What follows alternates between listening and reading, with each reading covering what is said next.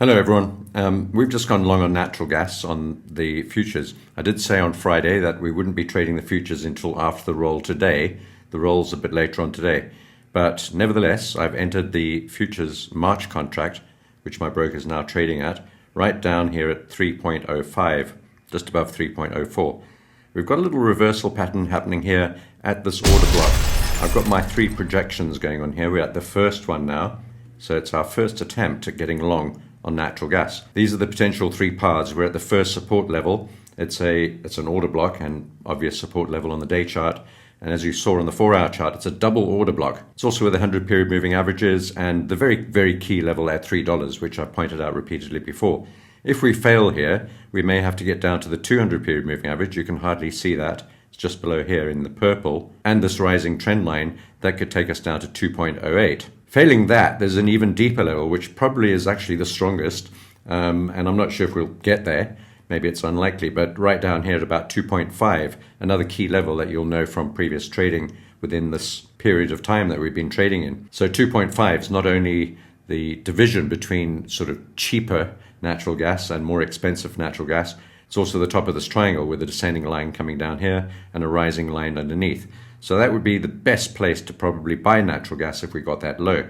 Nevertheless, we're having a go at this very, very key support level, just around about $3. Let's go back to the 4-hour chart and see what we can observe on the candles. As you can see, we've gapped down with the weekend and the rollover gap and so on. And today is actually the rollover into the March contract, which you'll see on the Henry Hub chart. This is my broker at Black Bull. We rolled over last week. Let's zoom in right into where we are. You can see those two order blocks, the two green blocks. There's another one below that actually. And let's have a look at these candles. It might be better seen on the 1-hour chart, but there's the reversal array of candles.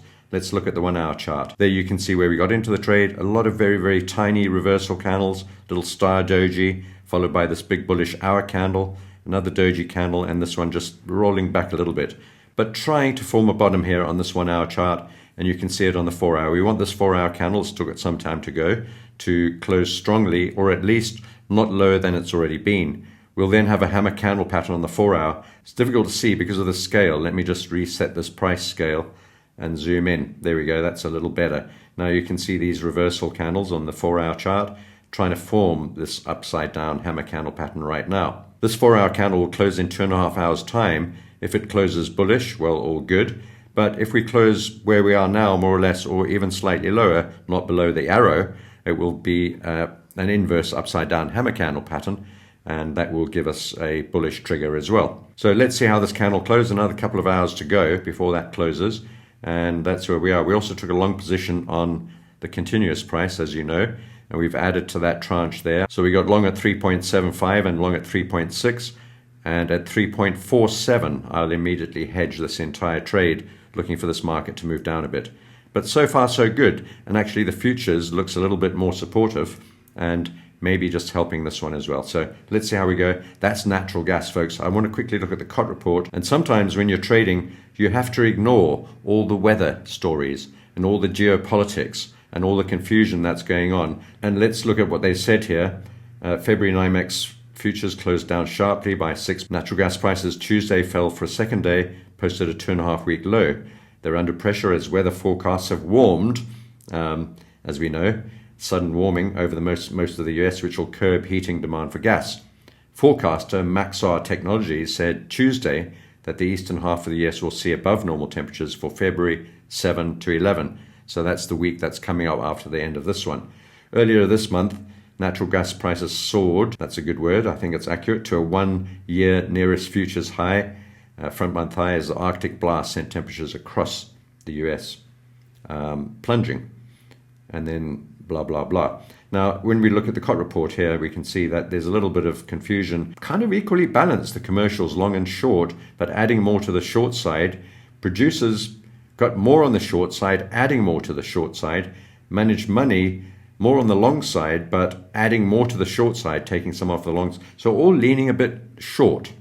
And then the non-commercials, also perhaps hedge funds and institutions, 235 long, 303 short, much more short, taking a little bit off the short side. Swap dealers heavily leaning to the long side, therefore expecting perhaps the market to go short, even adding a little bit more to the long side. And then perhaps the smaller traders, retailers, and all the other rats and mices like us, 45 long, 159 short, but just adding a little bit more, weighting slightly more to the long side. That was as at the 21st of January. We're now on the 29th, so it's a little bit old. So a little bit of a mixed picture there on the COT report, and therefore we have to basically get back to the charts. And I do believe, like many other traders do, that the charts reflect everything efficiently, and that everything you see on the charts is what is actually going on in the market in real time.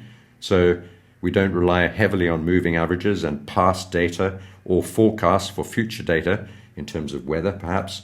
Of course, we need to take that into consideration, and geopolitics and supply and demand and all that sort of thing across the whole spectrum. We even had a bit of a spook on natural gas and uranium because of the, I keep on forgetting, DeepSeek, the Chinese AI, which might use a lot less electricity, and that spooked all the markets, strangely enough, although I'm not too sure if that story is altogether accurately reflected.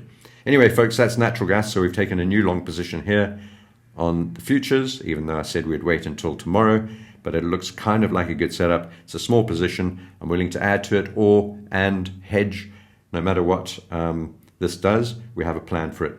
So we're looking forward to the rest of the trading day. And of course, we've got the stock report, storage report tomorrow, which will add more fuel to the flames. And finally, we've got the FOMC meeting report back today on interest rates. Not expected, 95% not expected to change rates in any way at all. That might be a damp squib altogether. But Jerome Powell will be speaking a bit later on after that, half an hour after the announcement. And what he's got to say will be super interesting, considering that he's already under pressure from Donald Trump and the new regime to cut interest rates faster than they had hoped for. Maybe a little bit of a tiff brewing there. And I think I know who the winner might be, ultimately, if it comes down to that. Have a great trading day. Speak to you soon.